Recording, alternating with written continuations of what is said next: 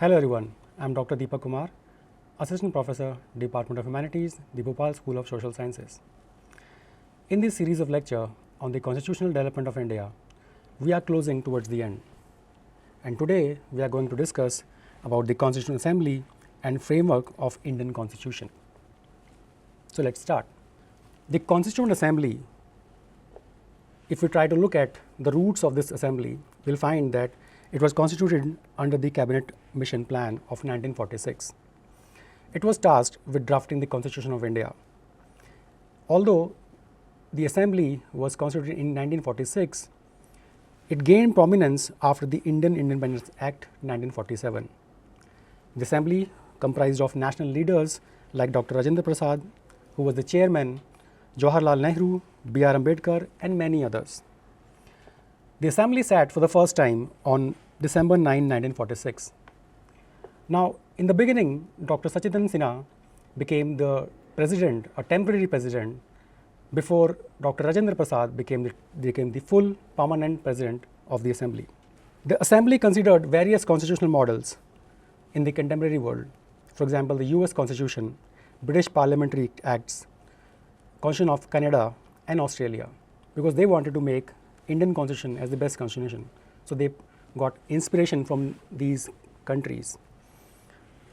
It also formed various committees to address different aspects of governance. For example, the drafting committee. For drafting committee, Dr. B.R. Ambedkar was chosen as the chair. The committee was established on August 29, 1947. The Constituent Assembly framed the Constitution, which was adopted on November 26, 1949, and it was enacted, or enactment was done on the January 26, 1950, which is also celebrated as the Republic Day of India. Now let's discuss the basic framework of the Constitution of India, its definitions and its basic features. The Constitution is like a basic law of the state. It defines government structures. It also provides for functions, powers and responsibilities of the state and also its citizens. It ensures checks and balances between government and citizens. It recognizes India as an independent, democratic and welfare state.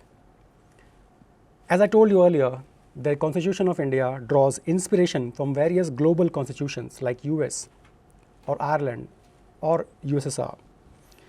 The Constitution includes fundamental rights, directive principles and fundamental duties. The Constitution is divided into parts, each governing different aspects of the nation.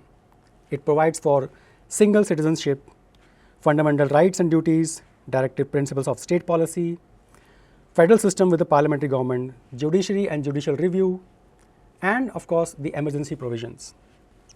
Now, for example, fundamental rights. And just like fundamental rights, every aspect of Indian Constitution has its roots in the history. Like fundamental rights, if we try to understand how it evolved over the years, how fundamental rights were included in the Indian Constitution, we will find that the Indian National Congress in 1885, right from that, then to Constitution of India Bill 1895, resolution by the INC between 1917 and 99, and also through the years till Nehru Report 1928, we find that these events shaped the fundamental rights of India, and this is how it was included in the Indian Constitution. Now let's discuss the major parts of the Constitution of India. Part 1 from Article 1 to 4 is about the Union and its territory. Part 2 discusses the citizenship of Indians, from which the articles cover 5 to 11. Part 3 is about the fundamental rights, and the articles which cover this fundamental rights are from Article 12 to Article 35. Part 4 covers Article 36 to 51, in which the directive principles of the state policy are given. Part 4A, which is part of the 4, includes fundamental duties, that is Article 51A. Just like the Indian citizens have fundamental rights, they also have fundamental duties towards the state, which are given in this Part 4A in the Article 51A.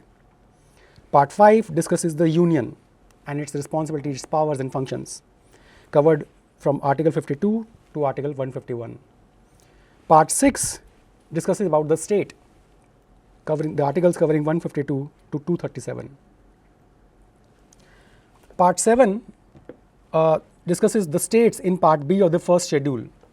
Now, this article, especially the Article 238, now stands repealed because in 1956 the states were reorganized. Part 8 covers the union territories from Article 239 to 242, and in that also Article 242 stands repealed. Part 9 of the Indian Constitution covers the panchayats, their functions and their responsibilities from Article 243 to 243. Part 9A covers the municipalities and their basic responsibilities, their functions, their powers from Article 243P to 243ZZ.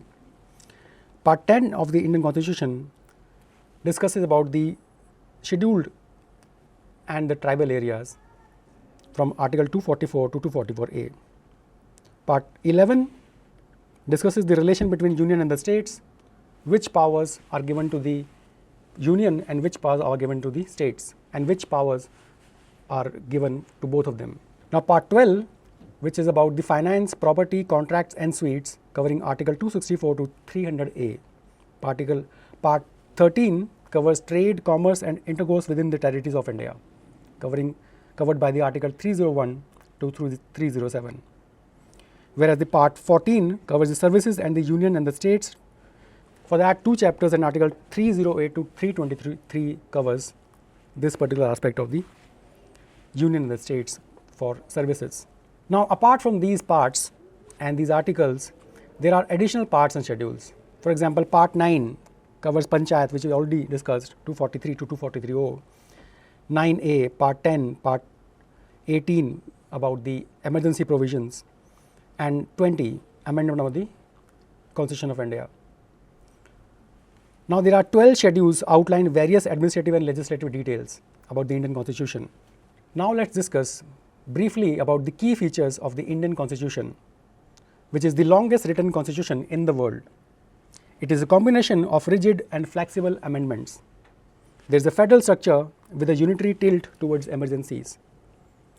So, it is a federal structure, but unlike US, there is a unitary tilt towards during the emergencies.